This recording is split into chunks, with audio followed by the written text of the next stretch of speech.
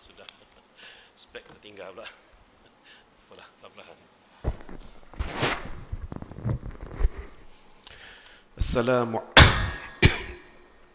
Assalamualaikum warahmatullahi wabarakatuh. Bismillahirrahmanirrahim. Alhamdulillahilladzi hadana lihadza wa ma kunna linahtadiya laula an hadanallah. Allahumma salli wa sallim ala sayyidil anbiya'i wal mursalin wa ala alihi wa sahbihi ajma'in. Rabbi shrah li sadri wa yassir li amri wahlul 'uqdatam min lisani yafqahu qawli wa ba'd.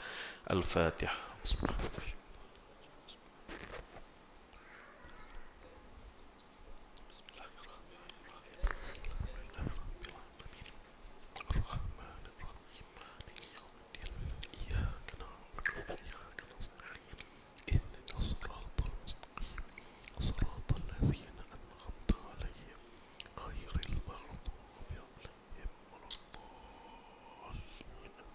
Amin amin ya rabbal alamin. Alhamdulillah, bersyukur kehadrat Allah Subhanahu wa taala kita dipertemukan pada malam ini dan kita menyambung muqaddimah terhadap kitab akhlak Rasulullah sallallahu alaihi wasallam berdasarkan Bukhari dan Muslim, ya.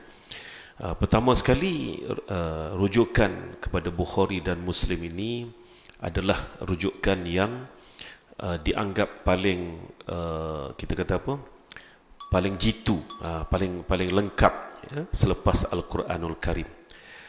Kenapa anggapan begini? Ya, perlu juga kita ketahui kerana saya pernah jumpa sebenarnya ex-bos saya lah, ya. Ex-bos saya ni dia belajar Amerika dan dia pun mula-mula kitab hadis yang dia jumpa kitab Muwatta. Ini lama dah ni, X ya kan? Jadi dia jumpa kitab Muwatta dan dia baca kitab Muwatta pun dalam bahasa Inggeris, kan? Kemudian dia persoalkan, ya, kitab Muwatta ni sebagai kitab hadis yang tertua, kenapa tidak dianggap sebagai kitab hadis yang utama, sedangkan Bukhari ini lahirnya tahun 197 Hijrah, ya, 197 Hijrah. Ini tarikh lahir Bukhari. Maknanya sudah masuk abad yang kedua, ya, hujung abad kedua Hijrah. Rasulullah dah tinggal lama dah. Dan dia pula mula mencari hadis, ya, mengumpulkan hadis ini sekitar awal abad ketiga, ya, itu sekitar 210 Hijrah begitu.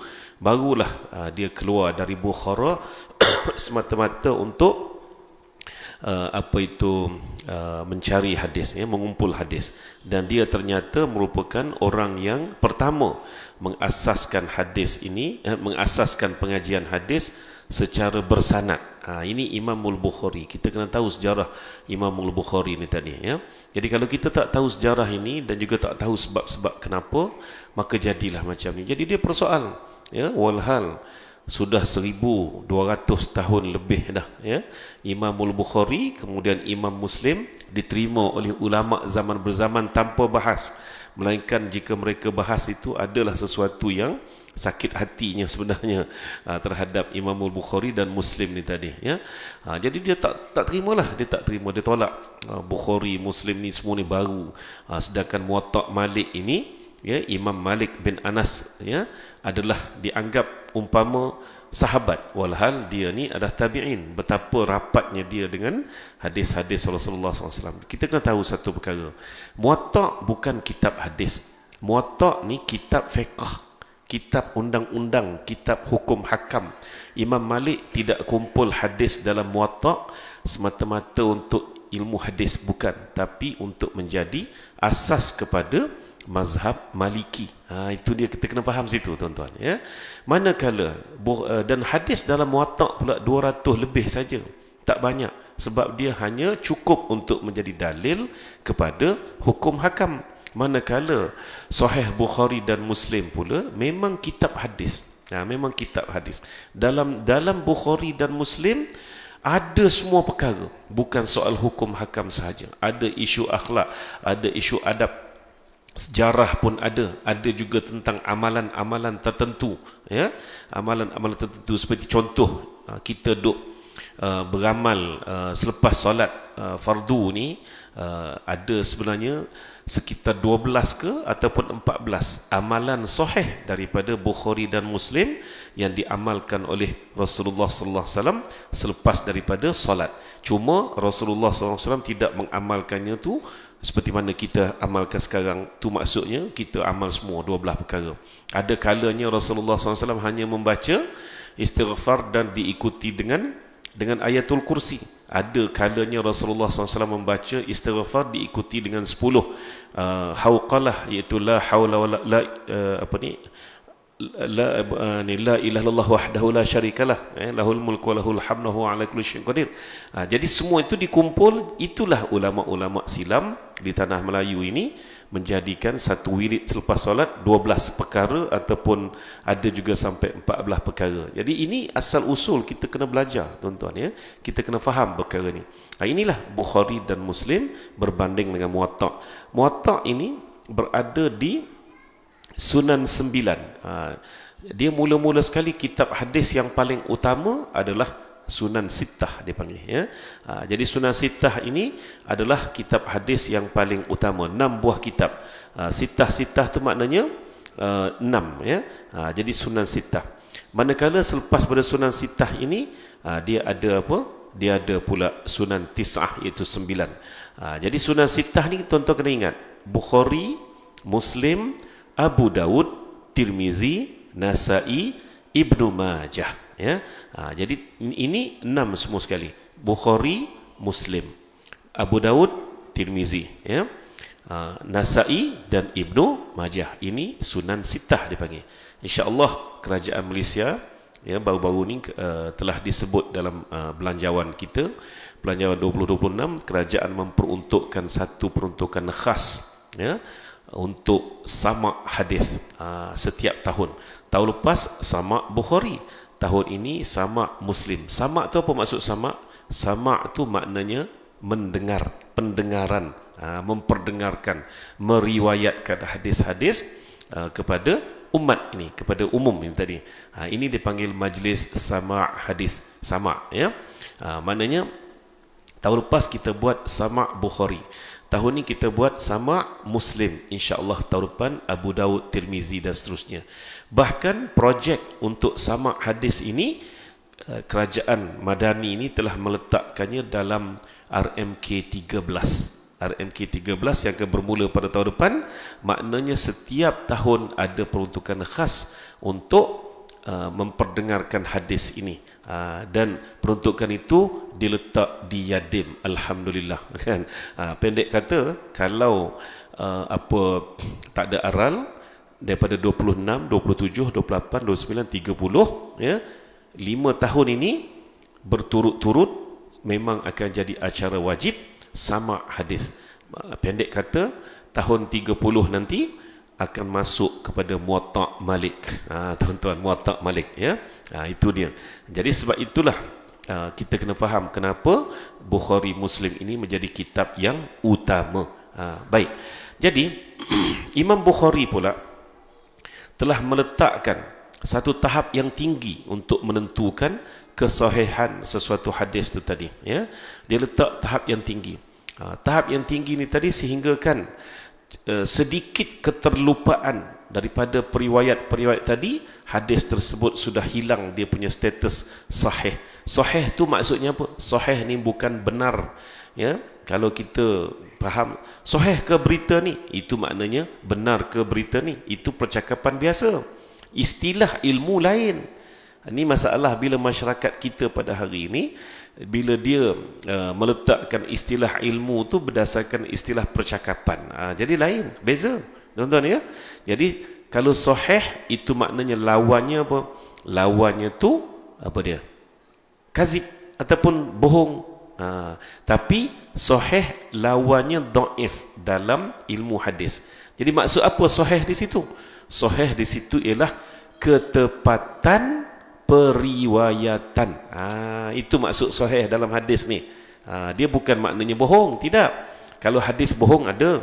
Apa hadis bohong? Hadis yang Nabi tak sebut pun tiba-tiba dia ada-adakan. Kan dia adakan seperti pernah berlaku dalam satu sejarah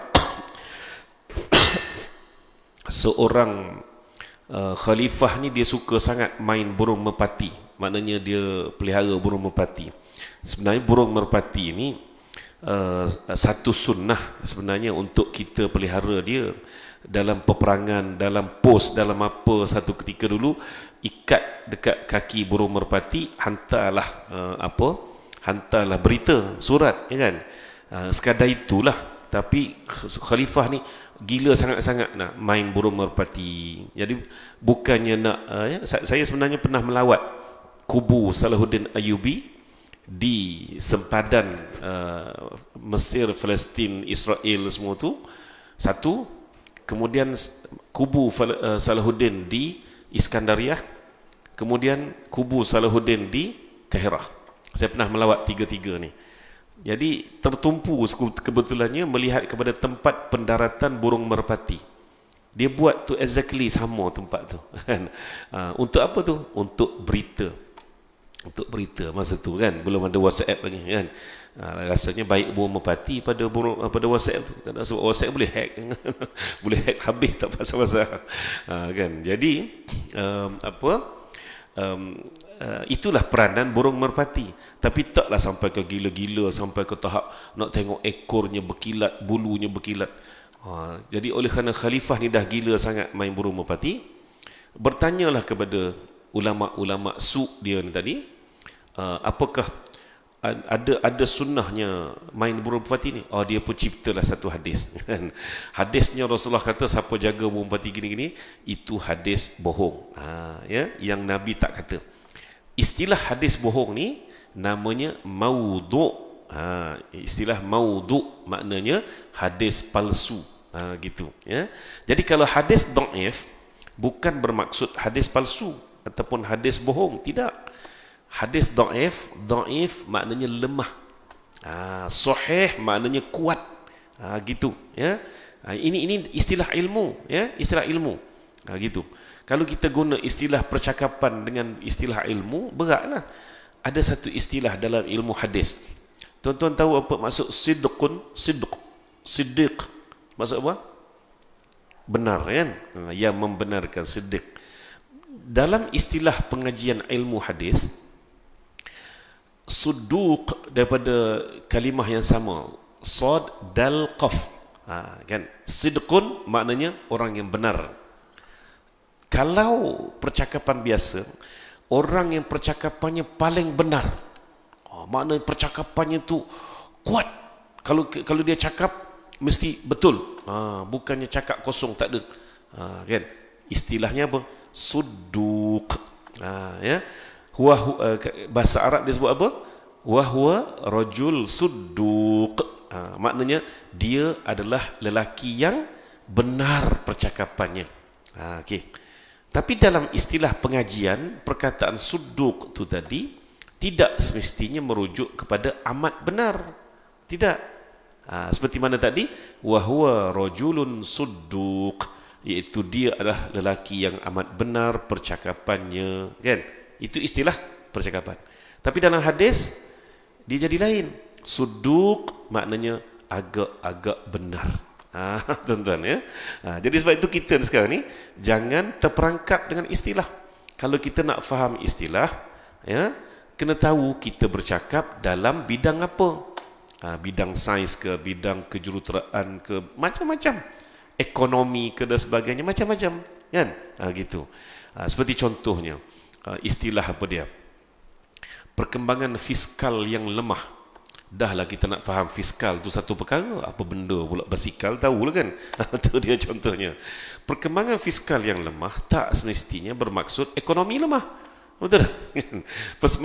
Itu istilah ekonomi. Biar ampilah kan. Biar ampi kat orang ekonomi lah.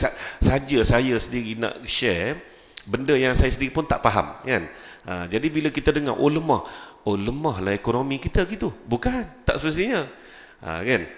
Ada kalanya kejatuhan mata wang, nilai mata wang jatuh, tetapi ekonomi tinggi. Macam contoh mata wang Jepun dengan mata wang Malaysia, kan? Jarang mata wang Jepun tinggi pada Malaysia. Tapi kenapa yang ekonomi Jepun kukuh, tidak macam ekonomi kita yang turun naik kan.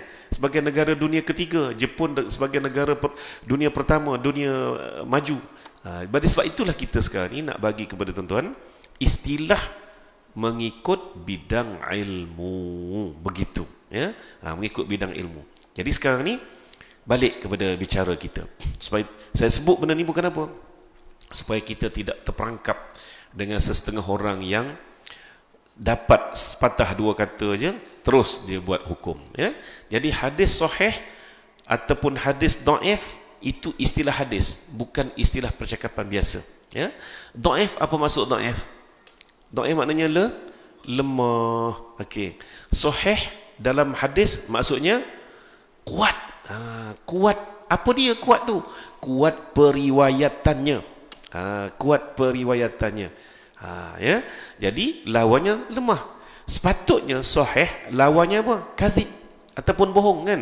Tidak, bukannya bukan lawannya kazib, lawannya dhaif. Dah tu maksud apa? Ini dia ya. Jadi sebenarnya ilmu hadis ini, kalau hadis itu lemah periwayatannya. Jadi kita kena tahu juga macam mana yang dikatakan lemah periwayatannya. Pertama, lemah dari sudut, katalah saya telah mengambil hadis daripada seorang syekh namanya Abu Bakar Ja'far bin Talib bin apalah Al-Misri, orang Mesir. Bila tu ambil hadis tu? Saya ambil tahun 1996. Masa tu saya masih belajar dekat Mesir. Saya dakwa gitu ya. Ini hadisnya. Saya pun sebutlah hadisnya, perang sebut hadis. Tiba-tiba ada orang yang sezaman dengan saya juga belajar di Mesir pada zaman tu. Dia kata, tak pernah aku dengar nama syekh tersebut kan? Tak pernah aku dengar. Maka dekat situ periwayatan saya menjadi lemah. Ini salah satu punca lemah ni tadi. Jadi sebab itulah Imam Bukhari dia pergi cari hadis. Imam Bukhari dia keluar dari Bukhara 215 Hijrah. 215 Hijrah ya, ketika umur 17 tahun. 30 tahun mengembara mencari hadis. Ke Madinah, ke mana, macam-macam. Mesir pun dia pernah pergi ya, sebab sahabat-sahabat ni kan mengembara semuanya. Jadi sebab itulah riwayat-riwayat itu berada di tempat pengembaraannya. Maka tuan-tuan, Bukhari hanya masuk semula ke Bukhara setelah dia berpuas hati dengan apa yang dia mampu capai. Berpuluh-puluh ekor unta yang dia sewa semata-mata nak memuatkan buku nota dia. Dan buku nota dia ni masih tersimpan di Museum Bukhara sampai sekarang ini, yang menempatkan komplek kubur dia dan sebagainya. Ya. Salah seorang daripada ulama Malaysia, Syekh Ustaz Wan Saghir, kalau tuan-tuan pernah dengar nama ni, Wan Saghir Wan Abdullah ya, dia telah mendapat kemuliaan membaca sendiri buku atau buku lama lah, buku klasik, tulisan Imam Bukhari dengan tangannya sendiri ya, buku nota sebelum dia transfer ke dalam buku log besar dia. Buku log besarnya tu dinamakan Al-Jami'us Sahih, kumpulan hadis sahih maknanya ya. Jadi itulah yang kemudiannya kita sampai kepada kita hari ini kita kenal sebagai Sahih Bukhari.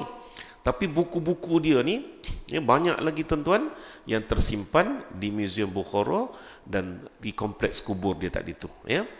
Dan tuan-tuan, Imam Bukhari cukup strict dalam nak menentukan sesuatu hadis yang dia nak transfer ke dalam Al-Jami'us Sahih ni tadi. Jadi itu salah satu contoh hadis itu turun martabatnya jadi dhaif ya. Sebab apa? Sebab periwayatnya itu gagal membuktikan orang yang meriwayatkan hadis daripada dia ya, itu adalah orang yang benar-benar wujud ya. Saya ambil satu contoh hadis tuan-tuan. Malam ni kita belajar ilmu hadis sikitlah. Saya tak tinggi ilmu hadis ni, ngaji setakat diploma aja tuan-tuan ya. Diploma di Kuza sama Ustaz Mazat lah. Kan sama-sama orang Kuza. Ya, sayang Kuza ni sebenarnya. Bila transfer jadi universiti, dia hilang dia punya kelayakan masuk ke Universiti Al-Azhar secara langsung. Kuza. Bila dah jadi Uniza ni, dia hilang kelayakan tu. Dia, kalau saya dulu, saya masuk ke tahun 3 terus Al-Azhar, ya. Daripada diploma Kuza tadi. Okey, saya nak cari satu hadis, ya. Saya buat contoh. Contoh hadis berkenaan dengan okey. Saya ambil hadis Bukhari lah. Hadis apa ni? Bukhari. Imam Bukhari dia ada 7008 bab, 7008 hadis, ya. Imam Bukhari. Imam Muslim pula ada 12, ya, dekat 12,000 hadis, ya. Okey. Sekarang kita ambil nak bagi faham, ya. Baik. Imam Bukhari nak sampaikan kepada hadis tu, dia sebut macam ni, ya. Dia sebut macam ni. Haddatsana Abdullah ibn Yusuf qala akhbarana Malik an Hisham ibn Urwah. Okey, start dah tu tak? Haddatsana Abdullah bin Yusuf. Ini periwayat pertama yang Bukhari jumpa. Ya. Qala tu maknanya telah berkatalah Abdullah bin Yusuf ni tadi. Akhbarana, telah mengkhabarkan kepada saya, ya. Malik an Hisham. Ya. Malik an Hisham. Berapa dah tu? Dah 3 dah, tuan-tuan. Malik ni dia adalah dia tak akan sebut Malik bin sekian-sekian tu berulang-ulang, kerana Malik itu dianggap sebagai Malik yang telah ada. Contohnya kalau tuan-tuan belajar hadis an Jabir radhiyallahu anhu, ya. Dia tak akan sebut dah Jabir bin Abdullah, sebab memang Jabir ini paling common dengan Rasulullah SAW. Melainkan dia sebut an Jabir ibni Urwah radhiyallahu anhu. Sebab Jabir bin Urwah ni hadisnya 1-2 gitu saja. Tapi kalau Jabir bin Abdullah, dahlah Jabir itu sahabat, ayahnya juga sahabat. Jadi itu contoh pengajian ilmu hadis yang kita kena faham simbol-simbol dia. So sekarang ni dia ambil daripada Abdullah bin Yusuf, kemudian dia ambil daripada Malik. Malik ni pula ambil daripada an Hisham bin Urwah. Berapa? Dah jadi 3. Kemudian an lagi daripada an abihi, iaitu daripada bapaknya, iaitu Urwah, an Aisyah ummil mukminin radhiyallahu anhu. Imam Bukhari paling banyak dia punya an ini 5. Maknanya ada 5 tahap. Kan? Dan ada juga yang dia dapat 3 saja. Maknanya periwayat dia tadi tu antara 3 hingga 5. Tapi disiplin ini, ya, disiplin ini diasaskan oleh Imamul Bukhari. Sebelum Imam Bukhari tak ada an ini. Kenapa tak ada? Sebab pada zaman itu periwayat hadis ini, masyarakat umum ini kebanyakannya adalah mereka yang kuat periwayat hadisnya. Imam Abu Hanifah ini dia hidup pada abad ke-2 Hijrah. Ya, abad ke-2 Hijrah. Abad pertama Hijrah. Jadi pada zaman dia tu, dia telah bertemu dengan guru dia, dan guru dia telah mengajar dia satu kitab hadis, tebal kitab hadis itu. Lalu dia pun belajar. Dan setelah khatam kitab itu, guru dia kata apa? Guru dia kata, ketahuilah bahawasanya semua hadis dalam kitab ini adalah palsu. Habis itu, mana hadis sahih? Yang di luar daripada kitab ini semuanya sahih. Yang dalam buku ni aku kumpul sebab aku temu hadis-hadis dhaif. Ini palsu, hadis-hadis maudhu'. Jadi ciri-ciri hadis maudhu' itu begini. Sebenarnya antara bahasa Arab, percakapan dengan bahasa Arab Al-Quran, kalau kita selalu baca Quran, kalau kita selalu tadabbur Quran, walaupun kita bukan ulama, percayalah Allah bagi kepada kita satu hidayah.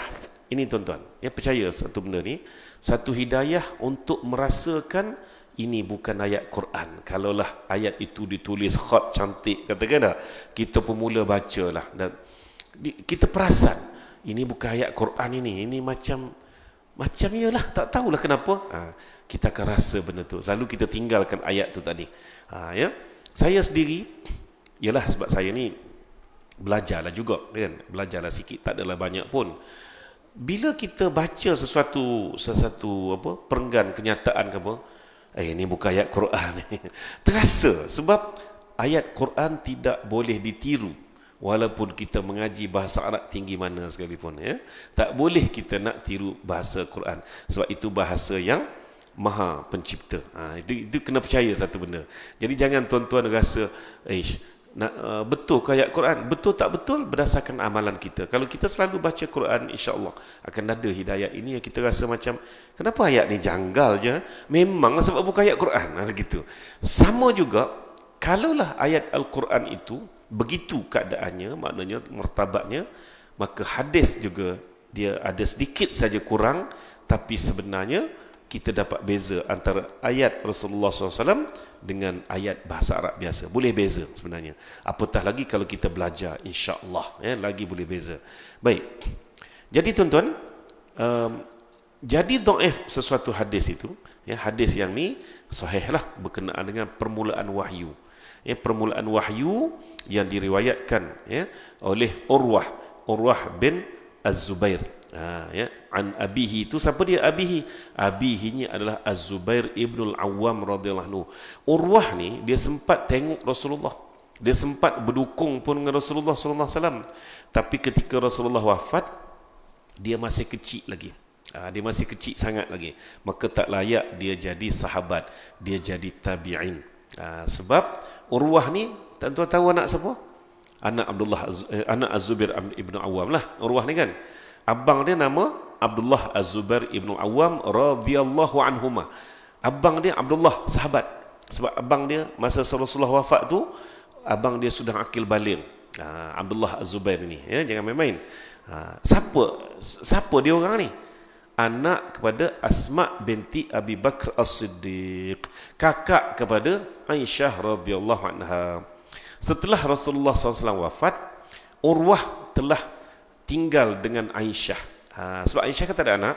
So Aisyah ambil anak saudara dia, anak kakak dia, tinggal dengan dia. Sebab itulah kadang-kala Aisyah dipanggil Ummu Urwah, ibu Urwah. Ini orang Arab. Orang Arab memang biasa abu dengan ummu ni digelar gitu. Jadi kalau kita anak kita nama Ahmad, kita akan digelar Abu Ahmad, gitu kan. Abu Ahmad. Isteri kita pula, mak kepada Ahmad ni, akan digelar Ummu Ahmad. Jadi Urwah ni tadi bin Az-Zubair, maknya Asma binti Abi Bakar, ya. Tapi oleh kerana dia membesar di bawah jagaan Aisyah radhiyallahu anha, ya, maka Aisyah digelar sebagai Ummu Urwah. Dan Urwah ini banyak mendapat manfaat ilmu daripada Aisyah radhiyallahu anha. Antaranya manfaat ilmu apa? Ilmu tafsir Al-Quranul Karim. Yang mana ayat-ayat Al-Quranul Karim, Urwah memang bertanya kepada Aisyah apabila dia tak faham. Itu dia. Jadi inilah Urwah. Jadi sebab itu dia kata apa? Dia ambil daripada Abdullah bin Yusuf. Qala akhbarana Malik an Hisham bin Urwah an abihi. Maknanya an Hisham bin Urwah. Urwah pula an abihi, an ayah dia Abdullah Az-Zubair. Abdullah Az-Zubair ni sorry Abdullah Az-Zubair itu abang dia. An Az-Zubair ibnu Awwam. Az-Zubair ni pula sahabat, tapi dia ambil daripada adik ipar dia, an Aisyata ummul mukminin radhiyallahu anha anna, ya, anna Al-Haris ibnu Hisham radhiyallahu anhu sa'ala Rasulullah sallallahu alaihi wasallam, ya, sa'ala Rasulullah sallallahu alaihi wasallam faqala ya Rasulullah kaifa ya'tikal wahyi. Jadi Aisyah mendengar siapa dia? Haris bin Hisham bertanya kepada Nabi sallallahu alaihi wasallam, ya Rasulullah, macam mana wahyu itu diturunkan? Maka Rasulullah pun terangkan pupat dan sebagainya, kan? Terusnya ini. Jadi kata-kata Rasulullah itu namanya hadis. Apa yang Rasulullah kata? Rasulullah pun jawab,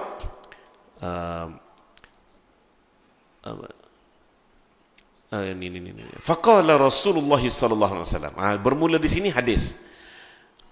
Faqala Rasulullah sallallahu alaihi wasallam, ahyanan ya'tini misla salsalatil jaras wa huwa ashadduhu alayya fayufsamu anni wa qad wa'aitu anhu ma qala wa ahyanan yatamassalu lil malaku rajulan fayukallimuni fa'i ma yaqulu. Qalat Aisyah radhiyallahu anha wa laqad ra'aituhu yanzilu alaihi alwahyu fi al-yawmil shadidil barad fayafsimu anhu wa inna jabinahu la tasaddu araqa. Tuan-tuan ya. Jadi hadisnya kat mana? Hadisnya ialah apabila faqala Rasulullah SAW tadi. Okay. Nak sampai kepada faqala Rasulullah SAW itu an. Okay. Sekarang ni an inilah yang menjadi persoalan sahih atau dhaifnya sesuatu hadis. Bagaimana boleh jadi dhaif? Pertama saya dah bagi contoh tadi, iaitu periwayat tu. Contohnya katalah periwayat itu si Malik ni tadi. Dia kata dia jumpa Hisham bin Urwah ini dekat sini. Kan? Dia kata gitu. Dia declare.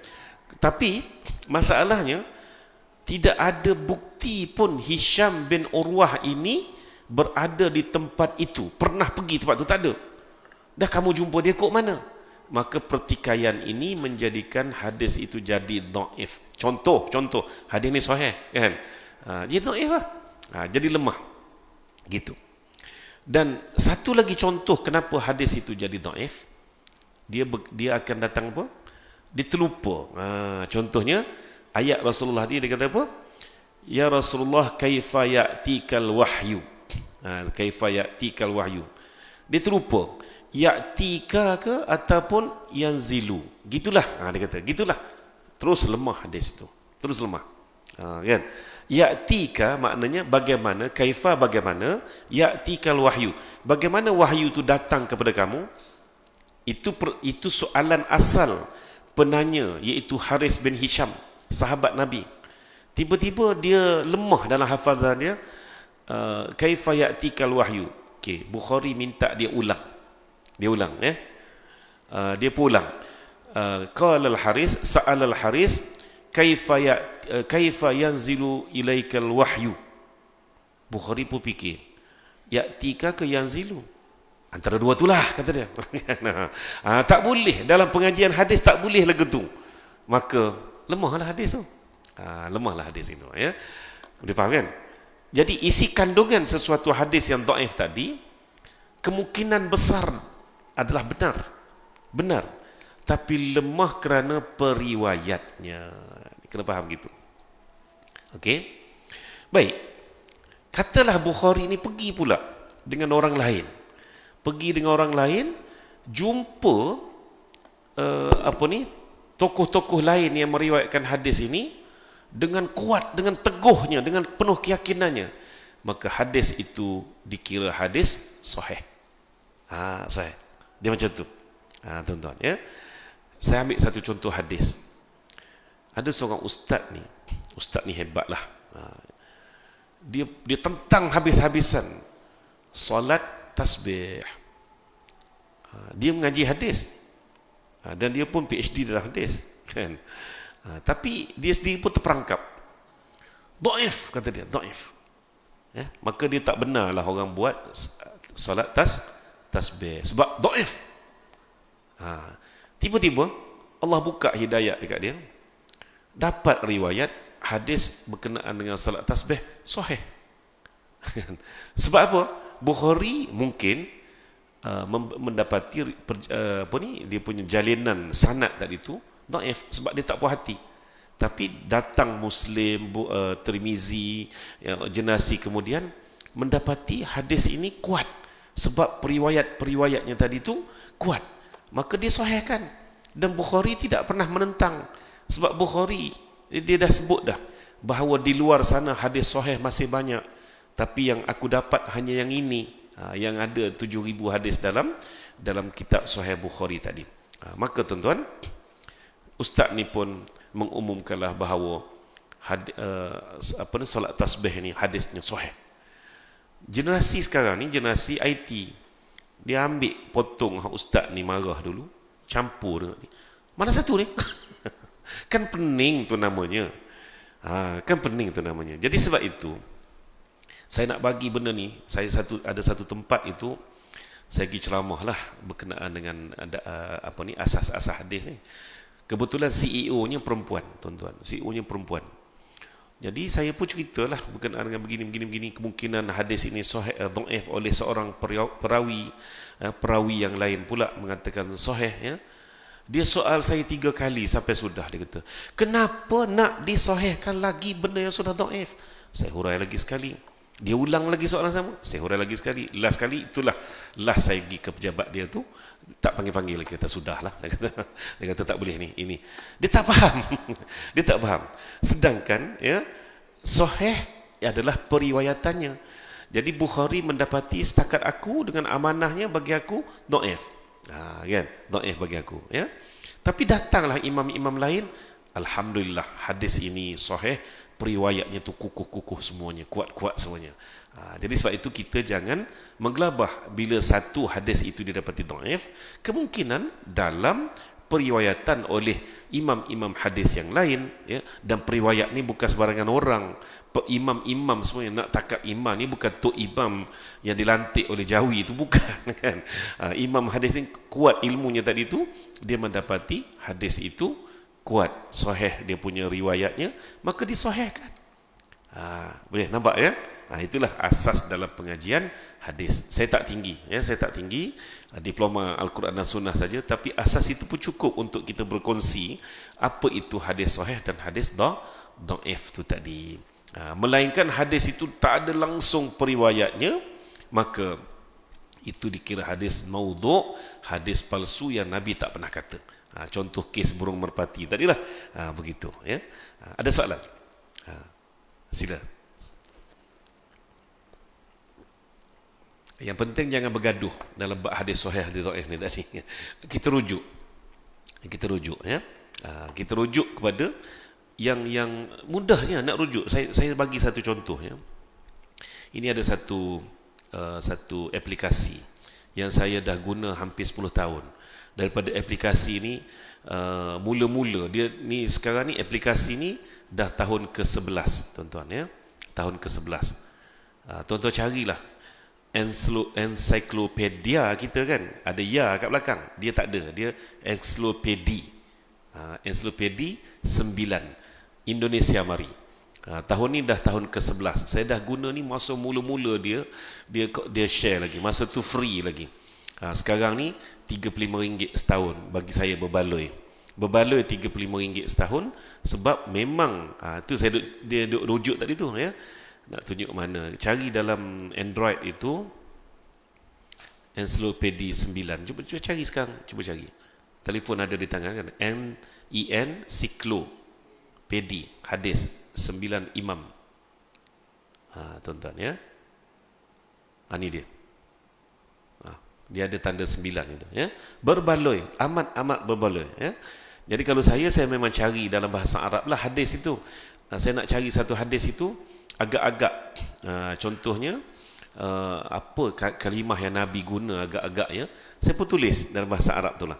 Tapi kalau tuan-tuan nak cari dalam bahasa Melayu pun boleh jumpa, ya. Lepas tu dia akan bagi banyaklah, ya. 9 sunan kat sini, ya. Saya ambil yang pro punya RM35 setahun, ya. Jadi memang puas hati. Sebab apa? Sebab kita boleh guna, kita boleh cek riwayat tadi. Bila dia kata sahih, dia bagi dah orang ni begini kuat, gini dan sebagainya. Macam juga hadis tadi, Abdullah bin Yusuf. Siapa Abdullah bin Yusuf? Riwayat Abdullah bin Yusuf tu ada. Sebab dia copy paste daripada Sahih Bukhari itu ke dalam dia punya ni, dia punya app ni tadi. Ya. Tuan-tuan boleh buat rujukan, insya-Allah. Jadi kalau orang duduk petikai sahih dhaif sahih dhaif. Alah, duk diam-diam lah kan. Kita ada kita punya rujukan insya-Allah ya. Jadi jangan gaduh-gaduh, perbahasan hadis ini panjang sebenarnya. Dan saya hanya bolehlah basic untuk dikongsikan dalam kuliah-kuliah kan. Kalau dengar cara berceramah tu macam oi tahu semua, tak ada pun kan. Kosong je kan, sekadar asas saja. Sekadar itulah ya tuan-tuan pada malam ni insya-Allah. Jadi buku saya ni pun boleh dicari dalam apa nama Shopee, Lazada ada jual. Harga tak sampai RM40 ya. Dan buku ni mengumpulkan akhlak-akhlak mulia Nabi berasaskan Bukhari dan Muslim. Gitu. Jadi insya-Allah dalam pertemuan akan datang kita mula baca apakah akhlak-akhlak yang ada ya. Lagi seronok jika tuan-tuan pun boleh beli buku ni, kita kiliklah mari kepada kuliah kita ni insya-Allah. Jadi sekadar itu saja pada malam ini, kita tangguhkan dengan tasbih kafarah dan juga suratul asr. Subhanakallahumma wa bihamdika asyhadu an la ilaha illa anta Bismillahirrahmanirrahim. Wal 'asr innal insana lafi khusr illa alladhina amanu wa amilus solihati wa tawassaw bil haqqi wa tawassaw bis sabr. Sadaqallahul azim. Wabillahi taufiq wal hidayah. Wassalamu alaikum warahmatullahi wabarakatuh.